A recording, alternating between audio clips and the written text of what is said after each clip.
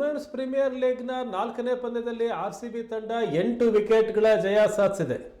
ಈ ಪಂದ್ಯದಲ್ಲಿ ಡೆಲ್ಲಿ ಕ್ಯಾಪಿಟಲ್ಸ್ ನೀಡಿದ್ದ 142 ರನ್ಗಳ ಗುರಿಯನ್ನ ಆರ್ಸಿಬಿ 16.2 ಓವರ್ಗಳಲ್ಲಿ ಚೇಸ್ ಮಾಡಿದೆ.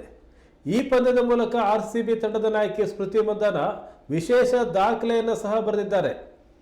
ರಾಯಲ್ ಚಾಲೆಂಜರ್ಸ್ ಬೆಂಗಳೂರು ಮಹಿಳಾ ತಂಡದ ನಾಯಕಿ ಸ್ಮೃತಿ ಮಂದಾನ ವುಮೆನ್ಸ್ ಪ್ರೀಮಿಯರ್ ಲೀಗ್ನಲ್ಲಿ ಹೊಸ ಮೈಲಿಗಲ್ಲು ದಾಟಿದ್ದಾರೆ. ವಡೋದರದ ಕೋಟಂಬಿ ಸ್ಟೇಡಿಯಂನಲ್ಲಿ ನಡೆದಂಥ ಡೆಲ್ಲಿ ಕ್ಯಾಪಿಟಲ್ಸ್ ವಿರುದ್ಧದ ಪಂದ್ಯದಲ್ಲಿ ಅರ್ಧಶತಕ ಬಾರಿಸುವ ಮೂಲಕ ಸ್ಮೃತಿ ಈ ಸಾಧನೆ ಮಾಡಿದ್ದಾರೆ. ಈ ಪಂದ್ಯದಲ್ಲಿ ಟಾಸ್ ಗೆದ್ದ ಆರ್ಸಿಬಿ ಬೌಲಿಂಗ್ ಆಯ್ದುಕೊಂಡಿತ್ತು. ಮೊದಲು ಬೌಲಿಂಗ್ ಮಾಡಿ ಡೆಲ್ಲಿ ಕ್ಯಾಪಿಟಲ್ಸ್ ನಿರೀಕ್ಷಿತ ಪ್ರದರ್ಶನ ನೀಡಿರಲಿಲ್ಲ. ಆದರೂ ಮಧ್ಯಮ ಕ್ರಮಾಂಕದಲ್ಲಿ ಜೆಮಿಮಾ ರೋಡ್ರಿಗಸ್ ಬಾರಿಸಿದ 34 ರನ್ಗಳ ನೆರವಿನಿಂದ ಡೆಲ್ಲಿ ಕ್ಯಾಪಿಟಲ್ಸ್ 19.3 ಓವರ್ಗಳಲ್ಲಿ 141 ರನ್ ಕಲೆ ಹಾಕಿತು.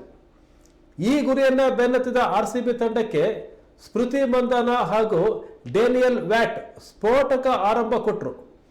ಅಲ್ಲದೆ ಮೊದಲ ವಿಕೆಟ್ 107 ರನ್ ಪೇರಿಸುವ ಮೂಲಕ ಟಾಟಾ IPL ನಲ್ಲಿ ದಾಖಲೆ ಬರೆದರು. ಉತ್ತಮ ಆಟ ಪ್ರದರ್ಶನ ಮಾಡಿ ಗೆಲುವಿನ ದಡ ಸೇರಿದರು.